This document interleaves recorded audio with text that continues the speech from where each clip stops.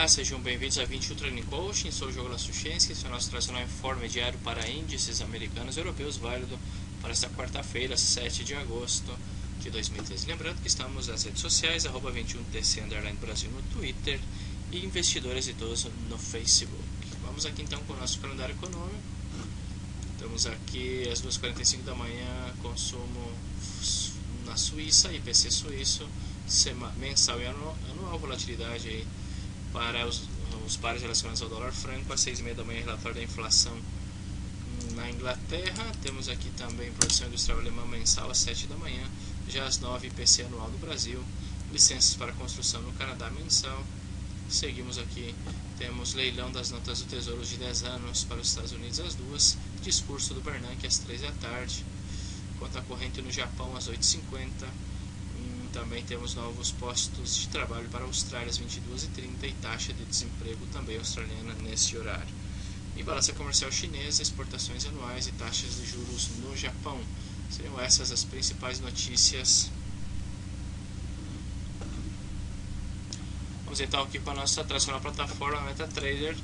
Vamos começar aqui pelo Standard & Poor's, o S&P 500, os índices americanos hoje com movimentos correcionais, relativos hoje à declaração do membro da FONC, onde este senhor disse que é possível que o Banco Central venha a parar de fazer as compras dos bônus ou parar com o incentivo fiscal em setembro. Já veremos, amanhã temos declarações aí do Bernanke e vemos que tecnicamente no diário a correção ainda é ordenada e poderia executar um pivôzinho de alta no diário e voltar a testar os 1.705 pontos para este Standard & Poor's. Já entradinho em 4 horas, vemos que faz a ruptura dessa diretriz altista, tocou o suporte, poderia formar um pivôzinho de baixo e voltar a testar essa zona. Se fizer a ruptura, 1.676, próxima parada. Vemos que no Nasdaq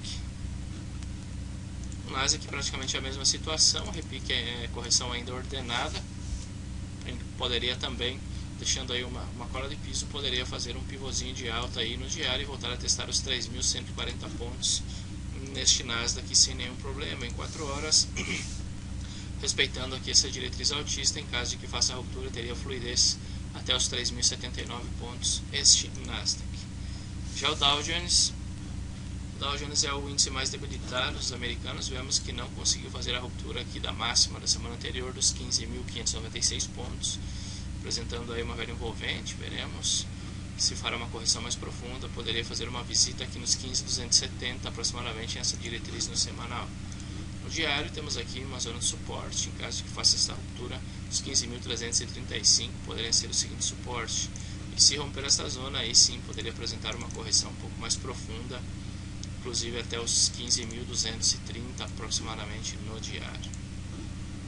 Na Europa, o DAX 30 faz uma grande correção, o índice de Frankfurt apresentando uma grande correção, rompeu aqui a barreira dos 8.300 pontos, tem espaço até os 8.207 aproximadamente. Veremos já uma correção mais profunda, se fizer a ruptura dessa zona aí sim, os 8.137 poderiam ser a seguinte parada para esse índice alemão. Um LAT, um lower high, um máximo menor, um pivô de baixo em 4 horas, se poderia buscar algum tipo de operação com cuidado nos 215, mas se romper os 148, 150, a média móvel em 4 horas, próxima parada. Já o K40, o índice de Paris, uma correção muito mais tímida, está aí tratando de atacar esta resistência no semanal. Veremos se terá forças para fazer a ruptura. Em caso de que rompa, poderá voltar a testar aí a máxima de 2010, nos 4.171 pontos, movimento já 3, 4, 5, 6 semanas altistas. Seria bastante interessante um mínimo maior, uma correção ordenada para a formação de um pivô de alta neste K40. Já o FTSE, o índice de Londres, vemos que também apresentando uma correção. O diário tocou o suporte aqui, repicando com muita força, zona de compradores, deixando aí uma cauda longa, poderia ser um indício de que isso poderia repicar amanhã. Já veremos, em caso que venha repicar, 6.617, próxima parada. Se romper esta zona abaixo dos 480, os 366 poderiam ser o seguinte suporte para este índice de Londres. Muito bem, seguimos. Vamos com o Eurostock 50. O Eurostoxx 50, vemos que no semanal segue tentando fazer a ruptura dessa resistência, os 2.824 pontos. Se fizer a ruptura, 2.850, próxima parada, e 2.890 por esta zona no semanal. Vemos que no diário, possível mínimo maior, uma correção ordenada ainda poderia formar um pivôzinho de alto e voltar a testar os 2.824 pontos. Se fizer a ruptura e confirmar esse breakout, 750 aproximadamente, próximo suporte no diário. E o índice Nikkei, o índice japonês, o índice de Tóquio, vemos que no semanal ainda está indeciso se isso será o mínimo maior e virá a testar os 15.000 pontos.